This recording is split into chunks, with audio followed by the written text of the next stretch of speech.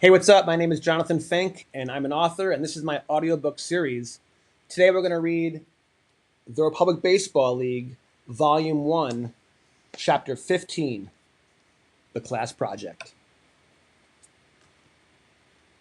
Thank you for joining me. If you continue to enjoy these videos, please leave a like, and if you really enjoy them, please subscribe. Thank you so much. Following up on his antics at the last class, Professor Dempsey swaggered into the lecture hall, this time like a prize poodle groomed as a finalist in the Westminster Kennel Club dog show at Madison Square Garden. He was wearing an Atari video game console hoodie that he located the night before in a storage closet in the attic. Even though he hadn't seen it since graduate school, he knew exactly where Sarah had stored the hoodie, one of his college favorites. Dempsey could see the anticipation on the faces of his students. They were waiting to hear the details of the class project he had in mind. He immediately satisfied their curiosity and said, "For our project, we are going to work together like the founding fathers of the United States of America to create a new professional baseball league that will operate alongside Major League Baseball in a simulated reality. Using the highly sophisticated video game platform created by the software developers of Out of the Park Baseball, we will integrate the political and economic concepts we have already studied to design our league. As I said before, it should be a terrific learning experience and a lot of fun as well. So, let's get started." Before getting into the nuts and bolts of the project, Dempsey thought it would be helpful to provide some background as to how he got this idea in the first place. He began by confessing that he had been a video game player, an avid one, since he was a teenager. He admitted that in college, he had what his fraternity brothers joked was an addiction to the video game Tecmo Bowl on Nintendo. Dempsey said that even at the University of Kansas, he was still playing video games regularly, with SimCity, the computer-based city planning simulation game created in 1989, being the most popular in his graduate school dormitory.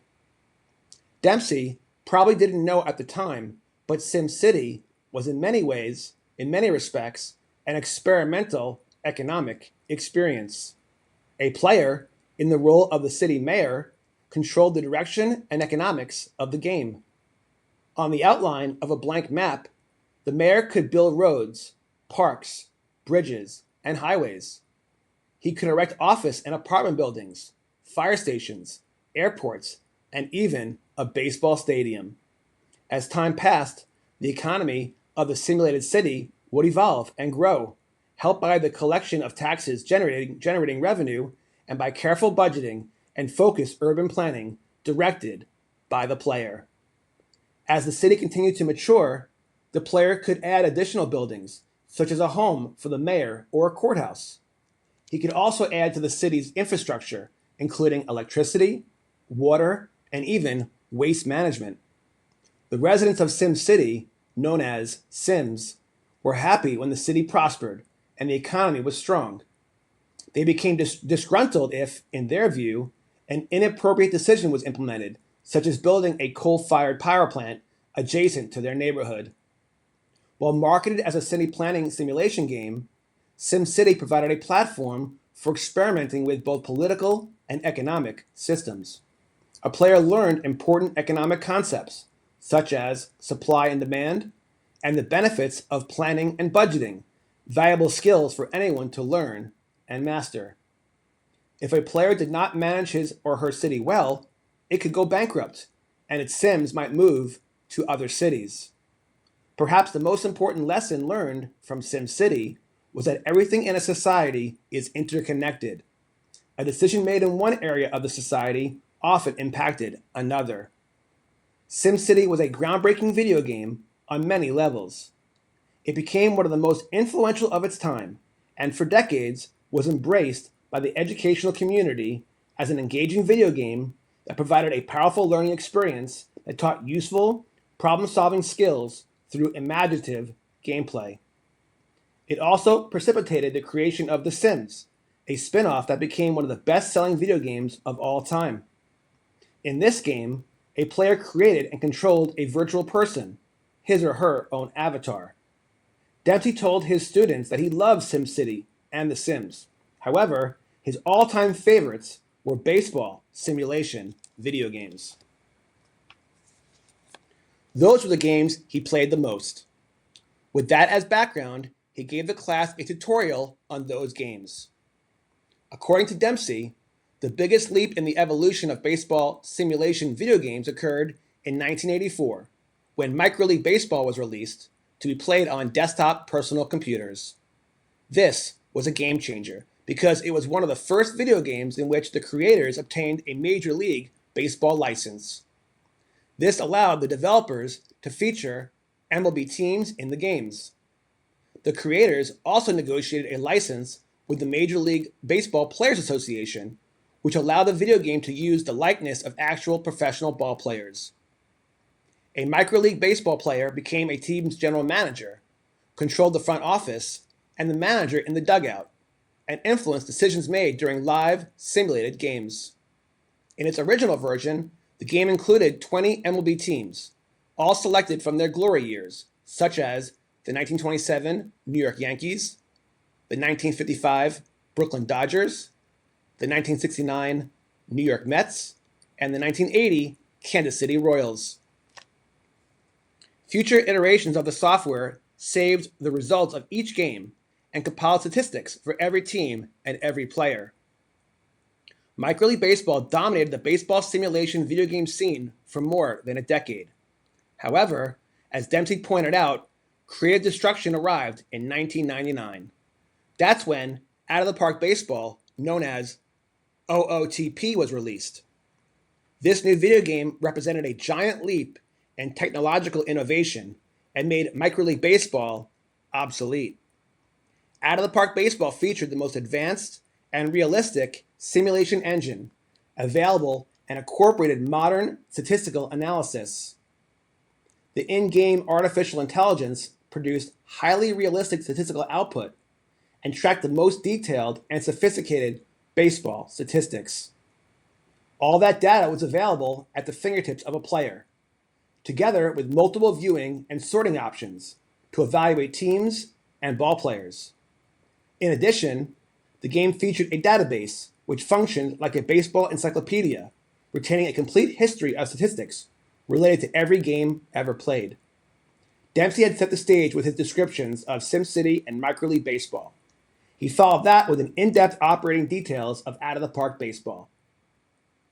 Dempsey believed that Out of the Park Baseball had evolved with such a high level of sophistication that its technology provided the perfect platform to conduct political economy experiments for the business of baseball. Then he repeated what he had previously told his students, that the goal of the class project was for everyone to come together to create a new professional baseball league that would operate alongside Major League Baseball in this simulated reality. To accomplish this objective, he told the students that they would need to collaborate to design the political and economic model for their new league, set the league and game rules, create and present a business plan for their team, and then implement their strategy as general manager to compete against the teams of their classmates. Dempsey said that they would spend the rest of the semester working on this project for a large percentage of their grade. Dempsey then surprised the students and said, "Okay, everyone, get up, pick up your belongings, and follow me. We're going to host a constitutional congress for our new baseball league in the university food court. There, we will arrange the chairs in a big circle, like the Knights of the Round Table, so we can better share and exchange ideas." Dempsey and the new league's founding fathers exited the lecture hall, walked out of the building, and made a spectacle of themselves as they marched across campus wearing the colorful baseball jerseys of their favorite ball players. When Dempsey and his students walked by the window of Dean McGregor's office, McGregor heard the commotion. He put down the research paper he was reviewing and looked out his window to see what was going on. It was obvious from his facial expression that initially he was annoyed, displeased, and possibly even angry to see one of his professors and his students parading outside in baseball jerseys. Then his expression turned into a smile. Although he didn't particularly embrace Dempsey's teaching methods, he had to admit that the professor was very popular and got results. Many of his former students majored in economics because of him and went on to achieve success in their business careers. Several became members of the school's alumni association and made generous contributions to the university's annual giving program. So, the dean turned away from the window and walked back to his desk, as if he hadn't seen anything out of the ordinary. The food court was almost empty when Dempsey and the class arrived. The students had more than enough space to form a very large circle of tables and chairs, and with the time remaining in the session, they did exactly what Dempsey had asked them to do. They discussed options and alternatives to address how to proceed in setting up their new baseball league. They agreed to spend the next 2 weeks, all 4 of the upcoming classes, doing just that. Then, they would share their recommendations with Dempsey for his review and approval. Those 2 weeks went by very quickly for the students. They met officially 4 times during the time periods that would otherwise have been lectures, with Dempsey listening in and offering guidance when asked. The students were so motivated that almost all of them also participated in group lunches and dinners in the university food court, without Dempsey in attendance. At this point, the students believed they had successfully achieved their goal of creating what they hoped would be the perfect model for their new baseball league.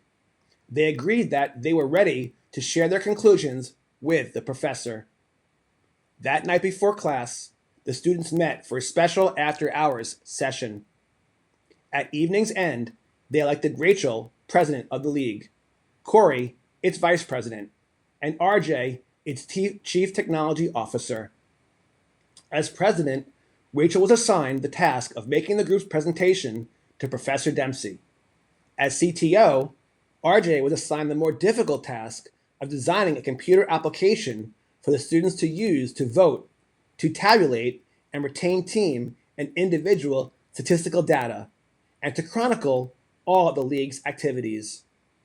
RJ actually volunteered for the CTO position, and he was the right student for the job. He was a true computer geek who had created several software programs while in high school and had been playing out-of-the-park baseball with his friends for years. The students spent the rest of the evening, way past midnight, finalizing the details of their presentation. Dempsey dressed for class the next day just like a typical college professor. He wore khakis from Lululemon, a Banana Republic button-down shirt, and a navy blue sport jacket that he purchased from Men's Warehouse. He wanted the student presentations to be the focus of today's class, not one of his special baseball jerseys. When he entered the lecture hall later that day, he was surprised to see Rachel standing in his usual spot behind the podium. She said, "Professor Dempsey, if you don't mind, please take a seat." After he did, she continued, "For the last 2 weeks, we have had intense dialogue relating to the class project you assigned to us.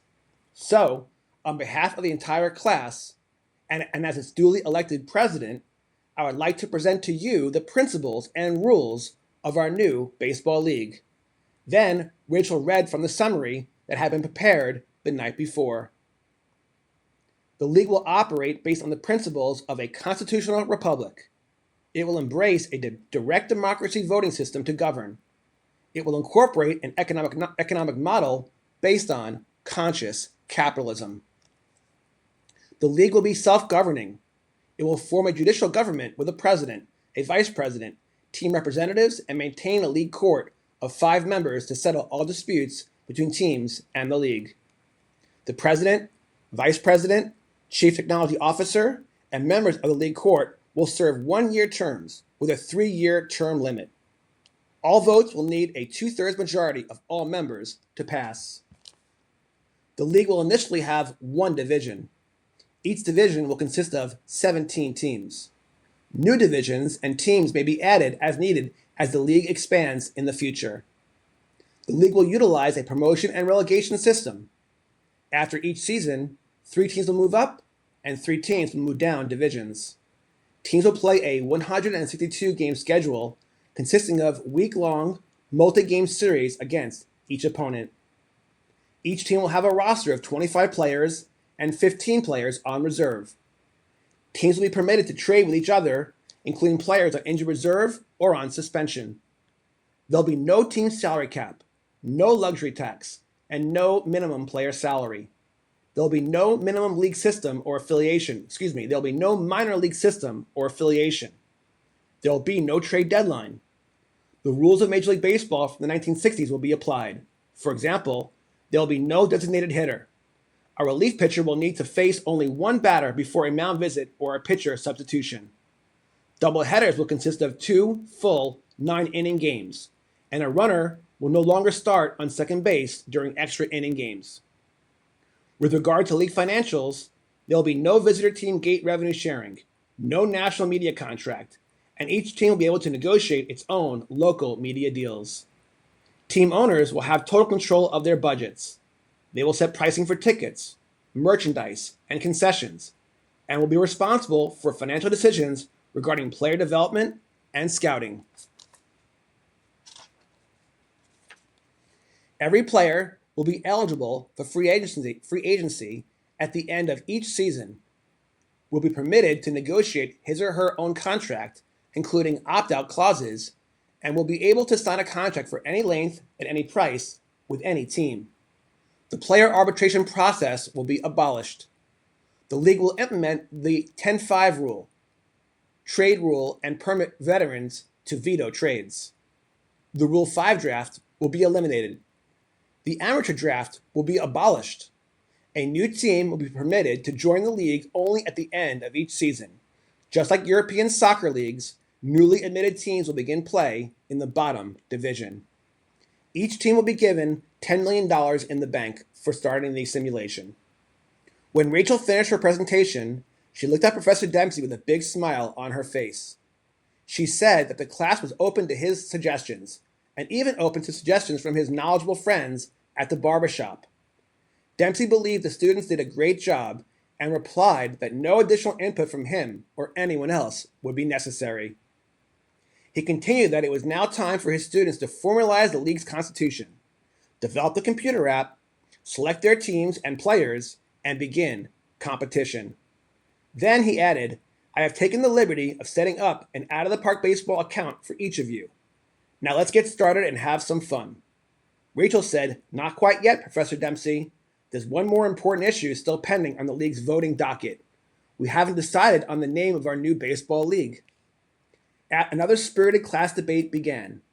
Over the next several minutes, more than a dozen potential names for the league were considered. Then the list of possible names was whittled down to 3 final candidates, including the Liberty Baseball League and the United Baseball League. But with an overwhelming majority of the votes, the students agreed that the name of their new baseball league should be the Republic Baseball League. End of chapter 15. Up next, chapter 16, the inaugural season.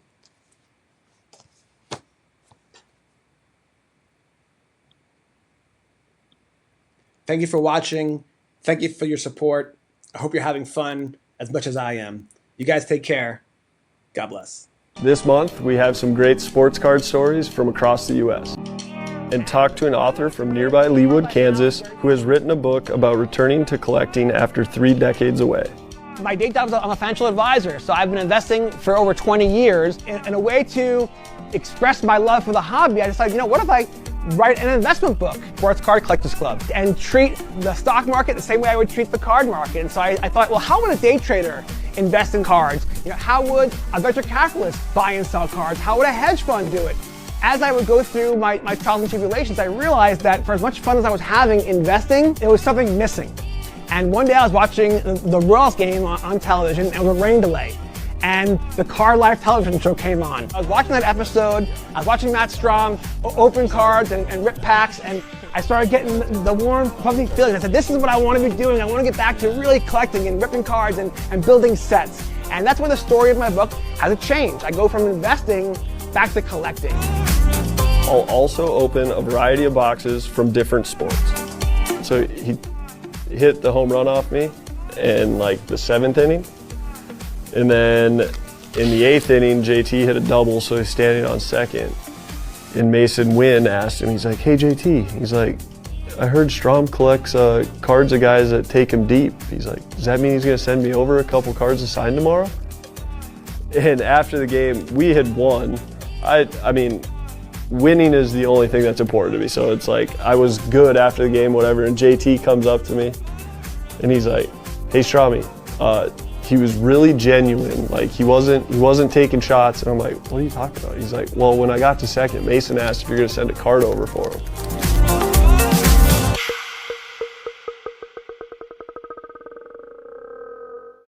I'm just looking around my basement here, just walls covered with concert posters and toys, and just like, I have no intention of selling these things. I collect because I want to show off the things I love and do it in fun ways. And it just never crossed my mind that, hey, I'm going to go buy this thing just so I can resell it. Like that to me isn't a pure collector mentality. And obviously things change and times change. And,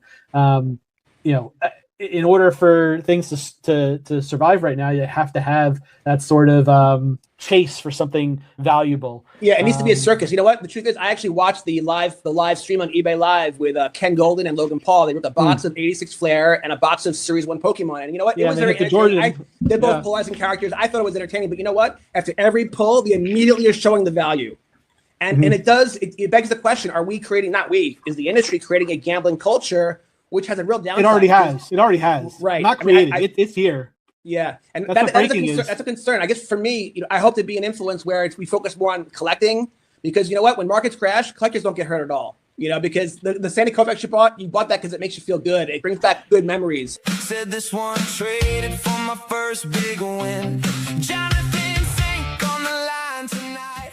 You have created community, so let's talk about that. I went to Rip Night at your shop. Let's rip another pack. And I went to your Rip Night 2 years ago, and it was one of the best. I wrote about it in volume 1. It was one of the best times I've ever had. You guys had this giant scoreboard where you had the chase cards, and everyone can buy whatever product you wanted, like buy 3, get 1 free, whatever product, whatever it was. You then, if you pull a Bronny James, you then get another blaster. Or I pulled a Reed Shepherd auto, and then I got a free T-shirt. And I sat around the table with strangers and had the best time ever. So let's talk about how important community is. And what you guys do is provide an anchor for community in our town. How important that is. Yeah, definitely. Like you said, one of our taglines, we say we'll make an offer on anything, but like you said, I mean, we got to pay what it's worth, and so if it's junk wax, it's going to be junk wax prices, which unfortunately, a lot of people end up thinking that their 87 Topps Barry Bonds is going to be a couple $100 or it's something. worth nothing, people.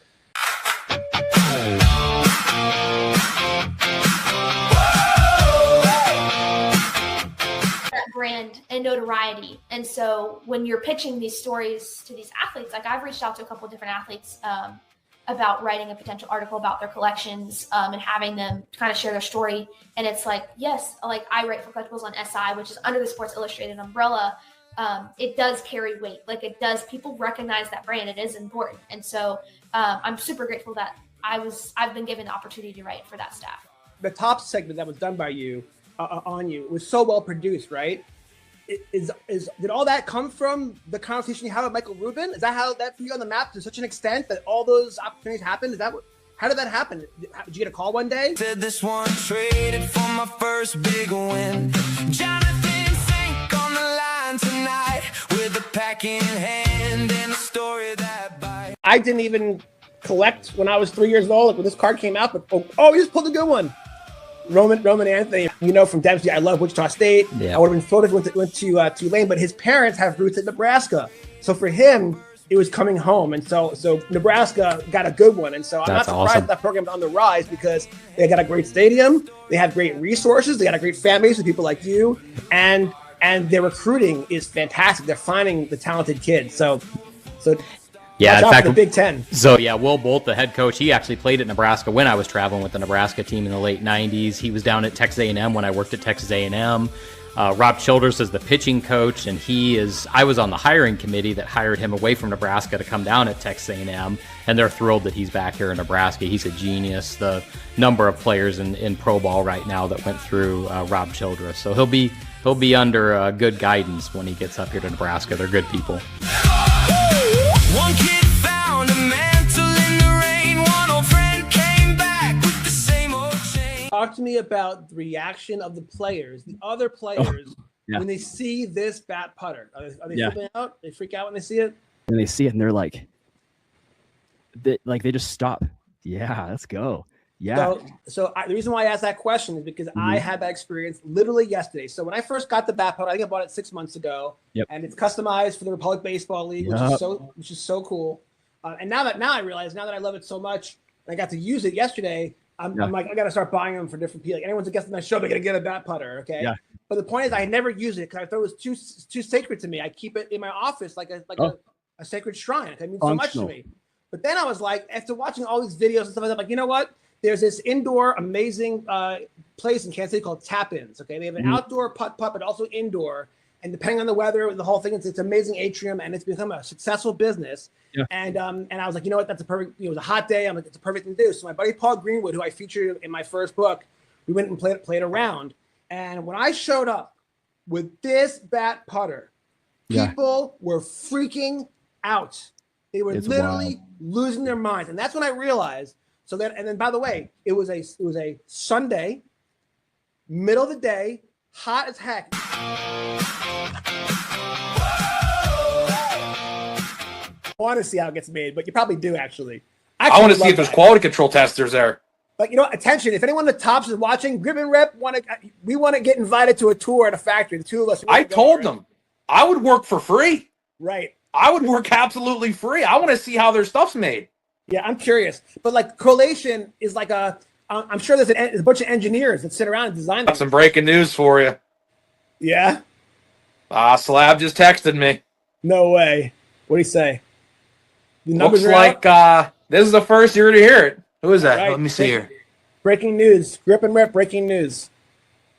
Oh, U.S. agent. Okay, so I just got told that the finest mega boxes are going to be really, really, really good. Oh, interesting. 1.6 numbered cards a box. So you're guaranteed one numbered card with a 60% chance to pull a second numbered card. Wow, and interesting. Autos are 1 in 3. Whoa. So do you think that Topps decided to go big because this is their first year with Topps Finest in retail? I'm going to say yes. Yes. Right? Because I do think so. You usually get so upset with the delayed numbers, like they're delaying them. Or maybe, by the way, I don't know if it's a conspiracy that the odds are coming out later. I just think that maybe they're just not as efficient as they used to be. You might have watched this game back I'm when, sure I did. Currently, it's Derek Coleman. Yeah, he was on my fantasy team for sure. Pretty crazy to think, in the future you would be able to collect that moment that you watched. Right. And by the way, check that out. It's worth $198 versus the ones that are worth 35 cents because it makes sense. Because the same way that you value your 1964 Willie Mays card, you're going to value your Drazen Petrovic, and you're not going to want to give it up unless it's for a very, very good price because you love that memory. And what's wild is the same way that you get the warm fuzzy feeling with dopamine hit, whatever, when you look at a card on your shelf, it's the same thing. But when you're online at the bank, you don't have your cards with you, Paulie, but you do have your phone, and you can pull up your Drazen Petrovic and pay respect to him and watch a couple of his awesome plays that give you the warm fuzzies because you can. It's wild. And so